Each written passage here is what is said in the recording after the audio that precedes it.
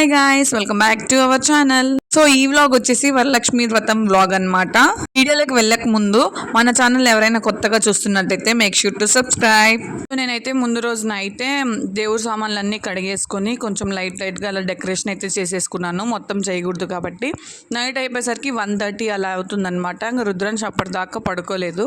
So ఇంకా మార్నింగే 4కి అయితే లేచేసి మొత్తం ఇల్లంతా క్లీన్ చేసేసుకొని ఫ్రెష్ అప్ అయ్యి వచ్చానమాట. ఫస్ట్ అయితే ఆ వరలక్ష్మి వ్రతం ఎలాంటి ఇబ్బందులు లేకుండా బాగా జరగాలని దేవుడికి దండం పెట్టేసుకొని పూజ ప్రోగ్రామ్ అయితే స్టార్ట్ చేస్తున్నా. ఫస్ట్ అయితే నైవేద్యాలు అయితే చేద్దామని అనుకున్నాను అనమాట. సో నేనైతే ముందు రోజు నైటే శనగలు అండ్ మినపప్పు 2 నానబెట్టేసుకున్నాను అనమాట. ఇంకా ముందు రోజు అన్నీ తెచ్చేసి పెట్టేసుకున్నా, ఎందుకంటే ఎర్లీ మార్నింగ్ తెచ్చుకోవాలంటే కుదరదు కాబట్టి. పొంగల్ అయితే పొయ్యి మీద పెట్టేసి వచ్చేసి ఇంకా కలసం అయితే స్టార్ట్ చేస్తున్నా. అంటే కలసంలో వాటర్, గంధము, అక్షింతలు, రూపాయి కాయిన్ అండ్ పసుపు, కుంకుమ, ఒక ఫ్లవర్ అన్నీ వేసేసి ఇంకా నేనైతే కలసం మొదలు పెట్టేసుకున్నా. అండ్ అమ్మవారిని అయితే జస్ట్ అలా సింపుల్గా రెడీ చేసుకున్నాను. ఈసారి అయితే నేను కాసు కూడా తీసుకొని వచ్చాను అనమాట అమ్మవారికి ఫస్ట్ టైం. ఇంకా నేను కూడా రెడీ అయిపోయాను అనమాట. ఫ్రూటీ, రుద్రాంశు కూడా రెడీ అయిపోయారు. మా హస్బెండ్ అయితే వాళ్ళని రెడీ చేశారనమాట. ఇంకా గడప అయితే పూజించేసుకున్నాను అలా సింపుల్గా. ఇంకా మామిడి తోరణాలు కూడా పెట్టేశాను అనమాట గుమ్మానికి. 9:30 కల్లా నైవేద్యాలు అన్నీ చేయడం అయితే అయిపోయింది. పొంగలి, పులిహోర, ఆరలు అండ్ దద్దోజనము, శనగలు అయితే నానబెట్టాను అనమాట. కొన్ని అయితే ఉడకబెట్టేస్తా శనగగుప్పులు. సో ఇలా అయితే చాలా సింపుల్ అండ్ నీట్గా నేనైతే డెకరేట్ చేశాను అనుకున్నాను. మీకు ఎలా అనిపించిందో కమెంట్ చేయండి. నాకు ఇక్కడైతే మా చిట్టి తల్లి వీడియో తీస్తుందనమాట. వీడియో నేను తీసుకుంటుంటే ఒక్కటే చూడలేక నేను తీస్తాలే మమ్మీ అని చెప్పి తీస్తుందనమాట. సో నేను రీసెంట్గా వెండి కామాక్షమ్మ దీపం కూడా తీసుకున్నాను అనమాట కాసుతో పాటు. సో అది కూడా ఇంకా ఈ రోజైతే నేను అమ్మవారి కాడ పెట్టి దీపం వెలిగించేశాను. అమ్మవారి డెకరేషన్ ఎలా ఉంది నాకు కమెంట్ సెక్షన్లో ఖచ్చితంగా మీరు కమెంట్ చేయండి. అండ్ నేను కొత్త బ్లాక్ బీడ్స్ కూడా తీసుకున్నాను. నా పాత బ్లాక్ బీడ్స్ వేసేసి కొత్త బ్లాక్ బీడ్స్ తీసుకున్నాను అనమాట.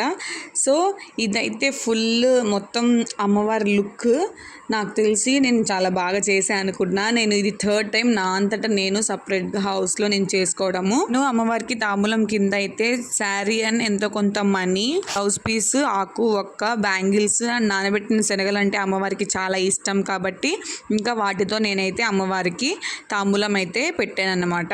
నార్మల్గా మన దేవుడి గుళ్ళో కూడా పూజ చేసుకుంటాం కదా, ఇంకా అలానే నేను మా దేవుడి గుళ్ళో కూడా పూజ చేసేసుకున్నాను అనమాట. 10 కల్లా నా పూజ అంతా అయిపోయింది కాబట్టి ఇంకా నైవేద్యాలే మా హస్బెండ్కి పెట్టి పంపించాను. హారతి, ధూపం అంతా పెట్టేశాను. జస్ట్ కథ ఒకటి చదువుకోవాలి. ఇంకా ఆయన వెళ్ళిపోయాక పిల్లల్ని కూర్చోబెట్టుకుని అయితే నేను చదువుకున్నాను అనమాట. అయితే పోయిన సంవత్సరం తీసుకున్నా కదా ఈ ఏనుగుల బొమ్మలు, ఇంకా అవే ఉంచాను అనమాట.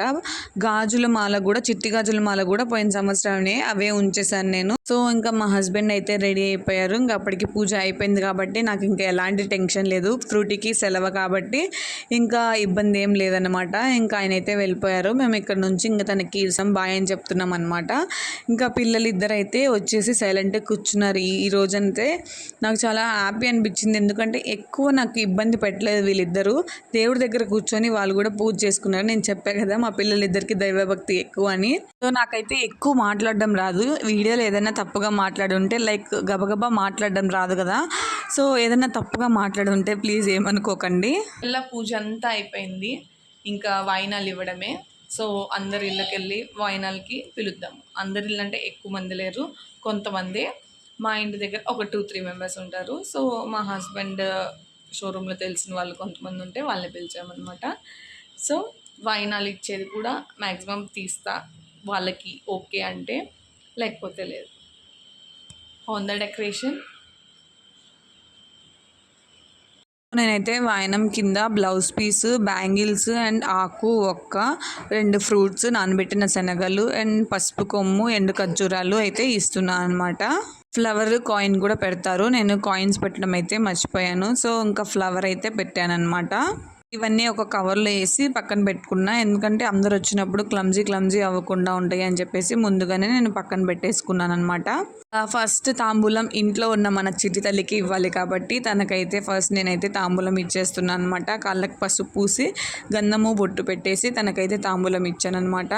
ఇవన్నీ చూస్తూ రుద్రాంశ్ అయితే నాకు పసుపు అని ఏడుస్తున్నాడు. సో వాడికి తెలియదు కాబట్టి. పోయిన సంవత్సరం నేనైతే ఫ్రూటీకి ఇలా తాంబూలం ఇస్తే చాలామంది నన్ను పర్సనల్గా అడిగారు అనమాట, ఇవ్వచ్చా అని. ఎస్, ఇవ్వచ్చండి ఖచ్చితంగా.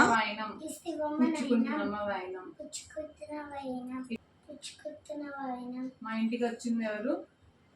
సాక్షాత్తు వరలక్ష్మి.